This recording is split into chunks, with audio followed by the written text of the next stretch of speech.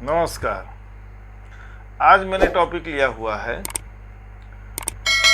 आजकल चर्चा है, आपने ध्यान भी दिया होगा कि 2014 तक हम लोग हिंदू हिंदू सुनते हैं, वही सुनकर के बड़े हुए हैं। इतनी उम्र हो गई, 56 ईयर्स।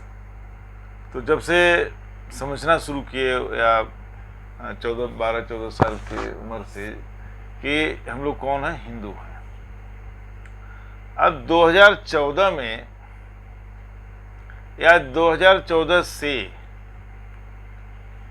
चर्चा शुरू हो गई सनातन की। हम लोग सनातन हैं, सनातन धर्म। तो जो पहले हिंदू धर्म था, अब कोई हिंदू का नाम नहीं ले रहा है।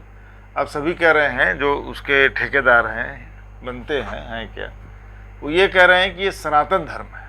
हमारा धर्म क्या है? सनातन धर्म है। तो आज हम स्पष्ट करेंगे इस पर कि धर्म क्या है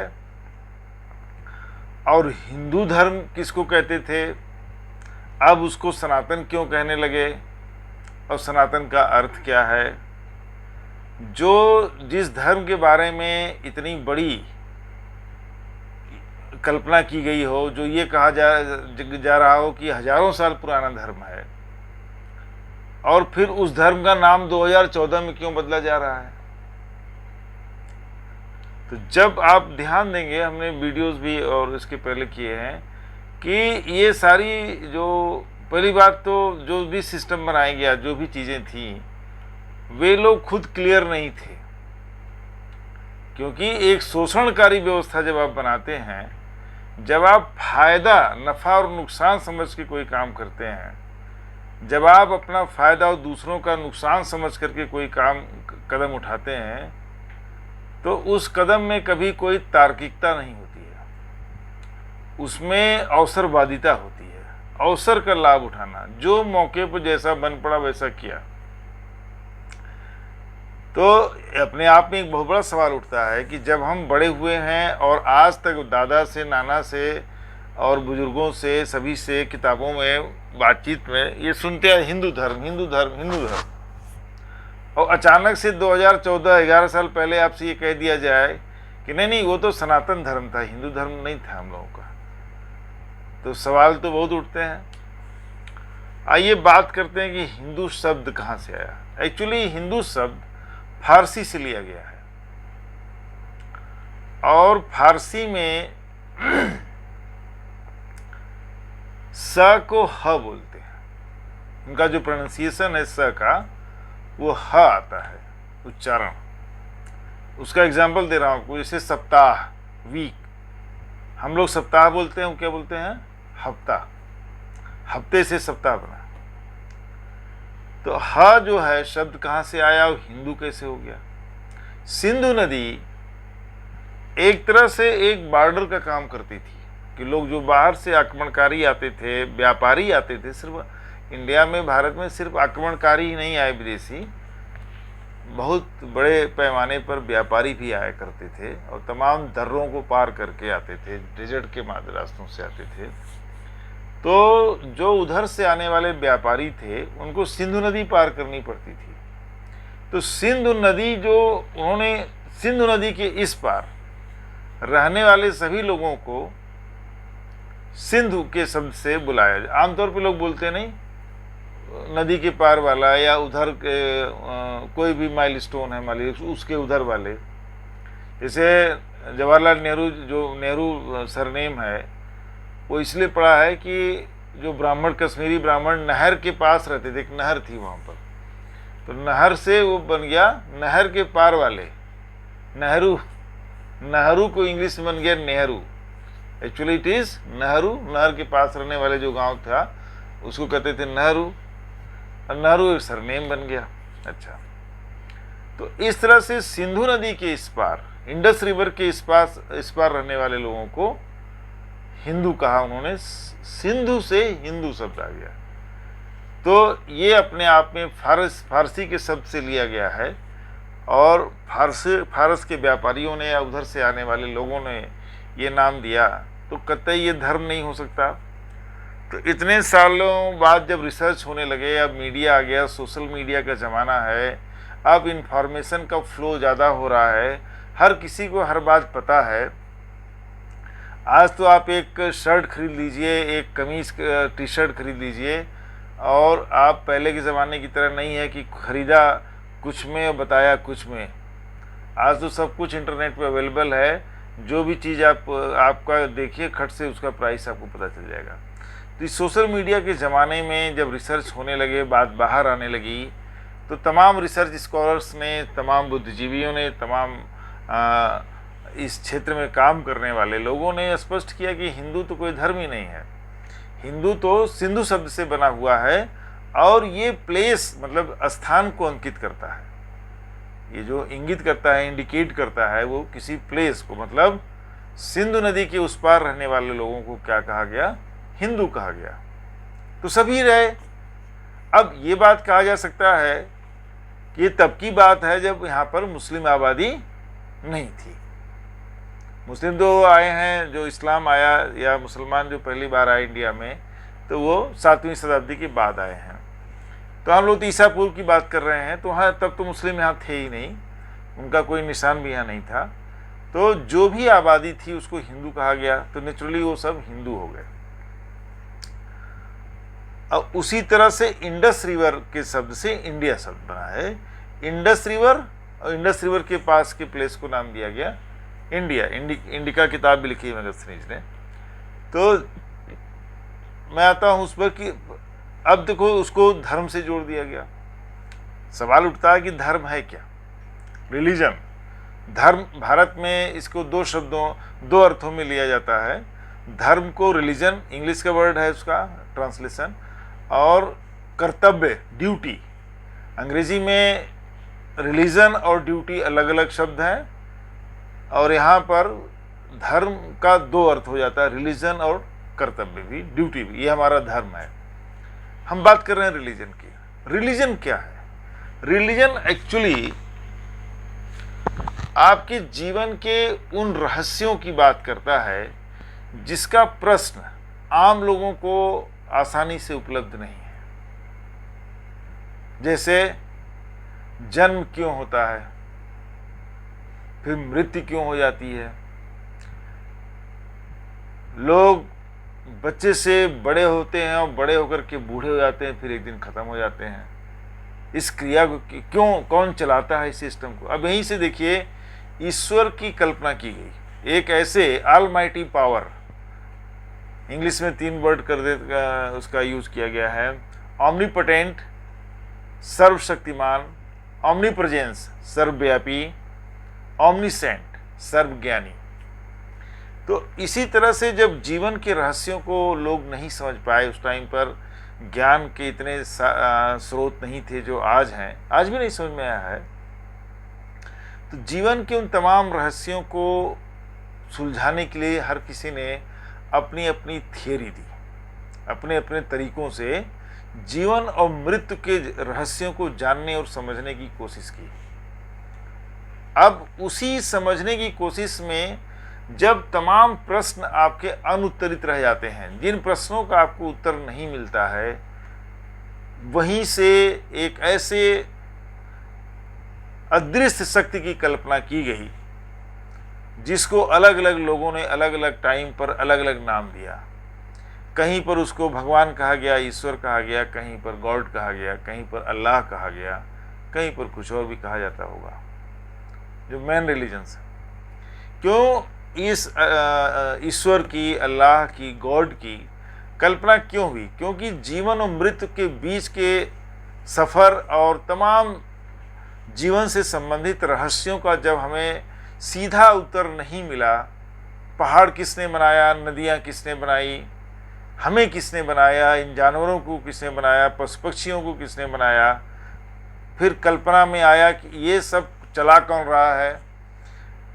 साइंस का ज्ञान नहीं था, ज्योग्राफी का ज्ञान नहीं था, सूरज कैसे निकल आता है, फिर सूरज ढल भी जाता है, बारिश क्यों हो जाती है और फिर सूखा क्यों पड़ जाता है,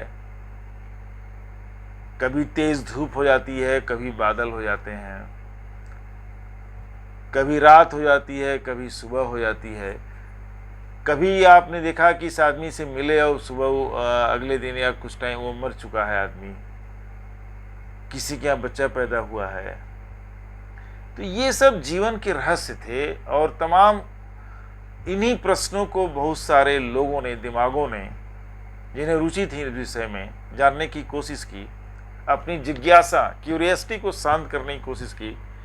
उन्हीं लोगों ने एक ऐसे अदृश्य, ऐसे शक्तिशाली अस्तित्व की कल्पना की जो इस सारे ब्रह्मांड को चला रहा है, जो इस सारे ब्रह्मांड को चला रहा है। इसी से उत्पत्ति हुई ईश्वर का कॉन्सेप्ट, अवधारणा। और जब ईश्वर की अवधारणा पर लोगों ने भरोसा किया कि हाँ, कोई एक शक्ति तो है जो ये सब कुछ कर रही है, जो प्रकृति के रहस्य हैं, जो जीवन के रहस्य हैं, इनको जो संचालित कर रही है, वो शक्ति ईश्वर है।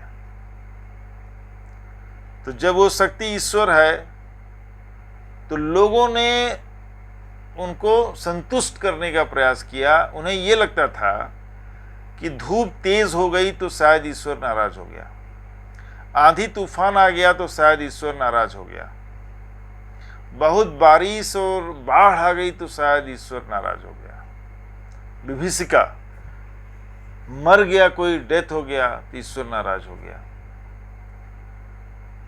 भाई तब तो मेडिकल साइंस भी नहीं था, मच्छर तो तब भी रहे होंगे, तो मच्छर काटने से किसी को डेथ हो गया, डेंगू की तरह, मलेरिया फीवर हो गया, तो उन्हें लगता था कि ईश्वर नाराज हो गए। भाई मेडिकल साइंस की जानकारी था नहीं, मेडिकल साइंस डेवलप नहीं था। किसी को सर्दी खांसी जुकाम हो गया फिर अपने आप ठीक हो गया, तो ये भी एक रहस्य था। किसी को और कोई बीमारी हो गई, तो इन सब में उन्होंने हर जगह एक ऐसे कारण को ढूंढने की कोशिश की, एक ऐसे कॉज को ढूंढा जो अदृश्य था, और इसी से उत्पन्न हुआ ईश्वर का कॉन्सेप्ट, और इसी से उत्पन्न हुआ ईश्वर को खुश करने का कॉन्सेप्ट, संतुष्ट करने का कॉन्सेप्ट, अपीज करने का कॉन्सेप्ट, ईश्वर को मनाने का कॉन्सेप्ट, कि अगर कुछ करें जिससे ईश्वर के गुस्सा शांत हो जाए। आंधी तूफान आ रहा है, नेचर का सिस्टम है, आज विज्ञान है, आज साइंस की वजह से हम सब जानते हैं, आंधी तूफान आया है तो ख़त्म भी हो जाता है, धूप निकली है तो शाम को ढल भी जाती है, बारिश हो रही है तो बंद भी हो जाती है। तो प्रकृति में कोई भी चीज़ परमानेंट नहीं है, change is the law of nature. तो नेचर में सब कुछ क्या है, चेंज होता रहता है। धूप निकली है, शाम तक धूप ढल गई, बारिश हुआ फिर बंद हो गया, बाढ़ आ गई फिर खत्म हो गया, सूखा पड़ गया।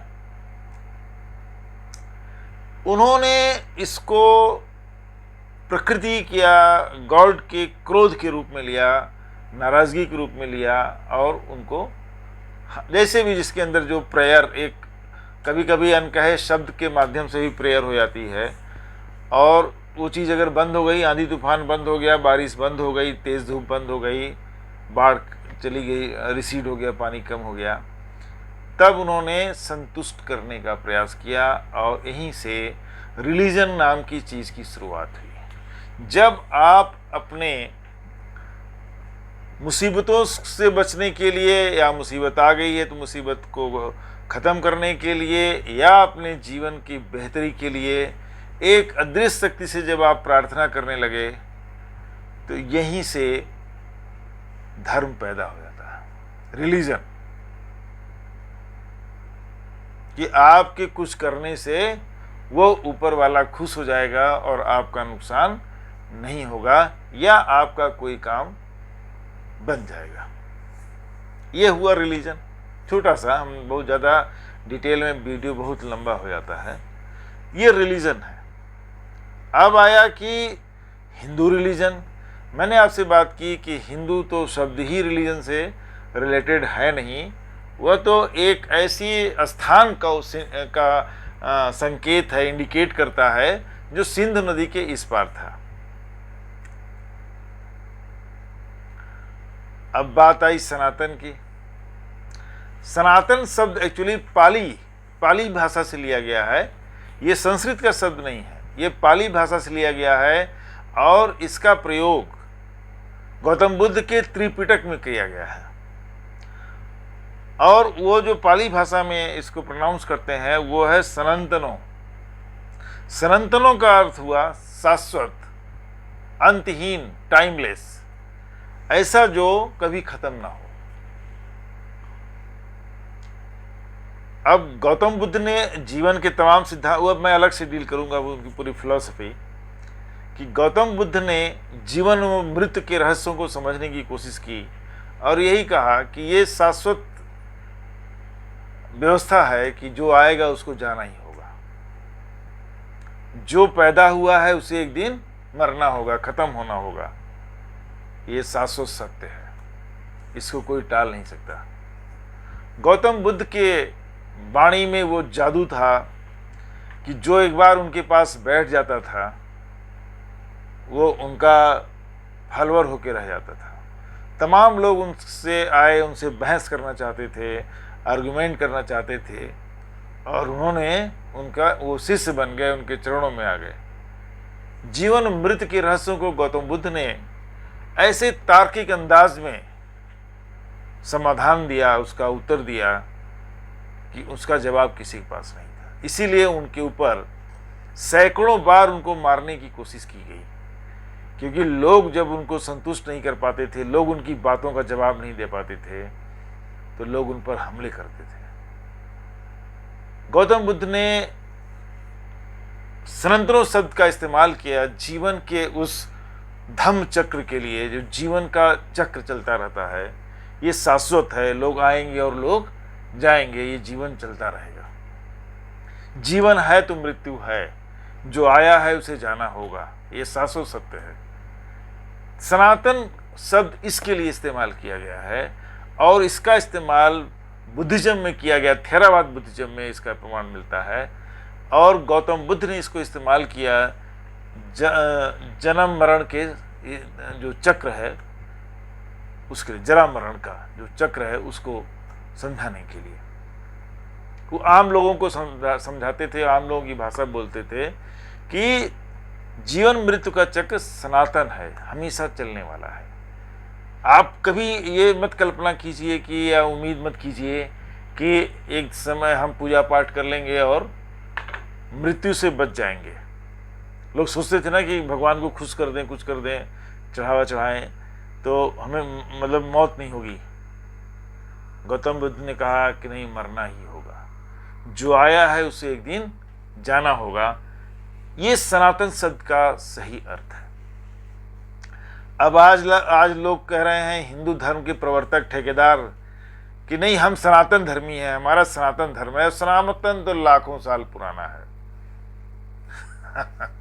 लाखों साल तो मानवता का कब अभ्युदय हुआ, कब जंगलों में लोग रहे और कब उन्होंने क्या लिखा, तो अगर आप जाएंगे तो फिर बहुत बड़ा वीडियो बन जाएगा। सबसे बड़ी बात आपको छोटे में बता दूं कि करीब 3000 साल पहले 500 BC 562 BC पहले गौतम बुद्ध का जन्म हुआ और उसके पहले 1750 से लेकर के 2500 BC तक हड़प्पा की सभ्यता है, हड़प्पन सिविलाइजेशन है। हड़प्पन सिविलाइजेशन और गौतम बुद्ध के जन्म से के बीच में आप सोचिए कि 5वीं शताब्दी का वो है और करीब 1750, तो करीब 1200 साल बीच में गैप है। किसी भी धर्म के, किसी भी सभ्यता के कोई प्रमाण नहीं मिलते हैं। हड़प्पन सिविलाइजेशन जब एंड हो गया, किन कारणों से एंड हुआ पता नहीं चला। हड़प्पा की जो लिखावट है, जो लिपि है, वो आज तक पढ़ी नहीं गई है। तो सोचिए 1750 BC से लेकर के 2500 BC तक जो हड़प्पा सिविलाइजेशन की लिपि है वो आज तक पढ़ी नहीं जा सकी है, डिसिफर नहीं की जा सकी है। तो संस्कृत कैसे लाखों साल, हजारों साल पुराना हो गया। हड़प्पा की लिपि तो हम पढ़ नहीं पा रहे हैं जो 1750 BC का है, और कहते हैं कि संस्कृत हमारा कई हजार, 90,000 साल पुराना। 90,000 साल कहाँ लिखा जाता? तो पेपर भी नहीं था, कहाँ लिखा जाता था? ना कोई पत्थरों का शिलालेख मिला है और ना कहीं रिटर्न मिला है। संस्कृत के कोई प्रमाण जमीन के अंदर से आज तक नहीं निकले हैं। कोई भी चीज संस्कृत की निकली नहीं है, पाली भाषा की निकली है, प्रकृत की निकली है। गौतम बुद्ध के शिलालेख निकले हैं। गौतम बुद्ध जहां भी आप देखो पूरी हिंदुस्तान में, हिंदुस्तान से बाहर पाकिस्तान का इलाका, अफगानिस्तान का इलाका, सब मिला कितने, चीन और थाईलैंड बर्मा तक बुद्ध की मूर्तियां हर जगह निकल रही हैं, बुद्ध के विचार निकल रहे हैं, अशोक के स्तंभ या अशोक ने जो लिखवाया था उस पर वो निकल रहे हैं। संस्कृत में कुछ नहीं निकल रहा है, न किसी देवी देवता की मूर्ति आज तक निकली। इट इज ऑन रिकॉर्ड, कोई देवी देवता की मूर्ति नहीं निकली कहीं पर। इससे एक लॉजिकल तार्किक आधार पर यह सिद्ध होता है कि ये सब मुश्किल से 1000 साल, 1200 साल, 1500 साल के अंदर की चीजें हैं। अब अकबर के टाइम पर तुलसीदास ने रामायण लिखी। अकबर का शासन 1560-62 के आसपास होता है, तो आप सोचिए 1000 साल पहले का तो रामायण है। और तुलसीदास जी का रामायण जो है वो क्या है, कॉपी है। किसकी कॉपी है? दशरथ जातक। दशरथ जातक करके एक स्टोरी है बुद्धिज्म की, उसमें राम, सीता, लक्ष्मण 3 भाई बहन होते हैं। उसी को तुलसीदास जी ने रामचरितमानस लिखा और उसमें उनका रिलेशन चेंज भी कर दिया। फिलहाल तो वो तो अकबर के टाइम पर लिखी गई है, और उसी से 400-500 साल के अंदर सारे इनके हिंदू ग्रंथ जो भी है, सनातन धर्म लिखे गए हैं संस्कृत भाषा।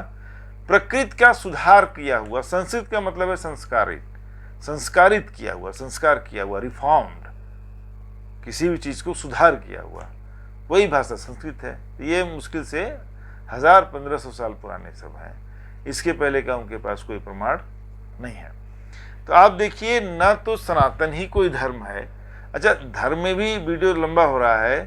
धर्म की सबसे बड़ी बात है कि धर्म के एक नियम जो होते हैं, जो भी नियम है धर्म के, उस सबके लिए बराबर से लागू होते हैं, और किसी भी धर्म के फॉलोअर आपस में बराबर होते हैं, उसमें कोई छोटा बड़ा नहीं होता। दुनिया के तमाम धर्म आप उठा के देख लीजिए, वहाँ छोटाई बड़ाई नहीं होती कि हम ऊंचे हैं ये नीचा है। यहाँ पर किसी को अछूत माना जाता है, किसी को क्या माना जाता है, किसी को क्या माना जाता है। जन्म के आधार पर जातियाँ बना दी गई, समाज को बांट दिया गया और उसका लाभ उठाया गया। तो ये रिलीजन में कभी नहीं होता कि कुछ 2%, 5% लोग अपने को ऊपर रखें और बाकी लोगों को नीचे कर दिया जाए। एक इंसान किसी इंसान को अछूत कैसे मान सकता है? जिस प्रक्रिया से हम पैदा हुए हैं, जिस प्रक्रिया से कोई और पैदा हुआ है, उसी प्रक्रिया से दूसरा पैदा हुआ है। प्रकृति का नियम सब एक है, और एक को जन्म के आधार पर कहा जाता है कि इसको छुओ मत, ये गंदा है। कितनी बड़ी विडंबना है, कितना बड़ा पाप है, महापाप है। इससे बड़ी घृणित कोई बात और हो नहीं सकती। एक इंसान अगर एक इंसान कहता है कि ये अछूत है, तो इस तरह की जो व्यवस्थाएं कायम हुई, ये किसी धर्म का संकेत नहीं है। इसको धर्म नहीं कह सकते, इसको क्या कह सकते हैं? व्यवस्था है, जिसमें एक लाभार्थी है, बाकी लोग क्या हैं? सेवक हैं, शोषित हैं। फायदा कोई और ले रहा है, काम कोई और कर रहा है। ये रिलीजन नहीं सिखाता, ये व्यवस्था सिखाती है। कोई सिस्टम है, कोई व्यवस्था है, ये उसमें होता है। विषय बहुत लंबे होते हैं, इसको मैं चलिए आगे बढ़ाऊंगा नेक्स्ट वीडियो में। और चूंकि ये लंबा है रिलीजन का, तो सनातन और हिंदू धर्म का जो भेद है, ये धर्म की कैटेगरी में दोनों ही नहीं आते हैं। चलते हैं, आज वीडियो खत्म करते हैं, लंबा हो रहा है। नेक्स्ट वीडियो में इसको मैं आगे बढ़ाऊंगा। नमस्कार, धन्यवाद।